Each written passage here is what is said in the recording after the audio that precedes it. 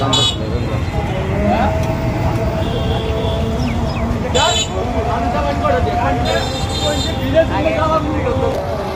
আসলে বর্তমানে একটা টাকা দরকার, এলাকার মানুষের টাকা কাজ করতেছে।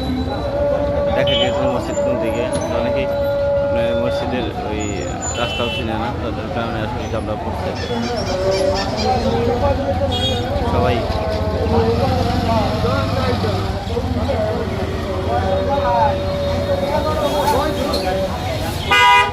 মসজিদের দামটা এই জায়গায় বেশি পড়ে, কারণ এই জায়গা থেকে শুধু আধা সামনে একটা মসজিদ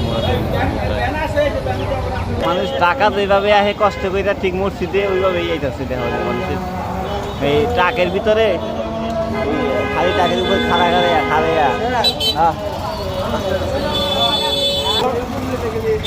আর ইয়ের ওই ঢাকা ঢাকা মানুষ ঢাকাতে আসে না, ইয়ে হচ্ছে খাড়া খাড়াইয়া ওইরকম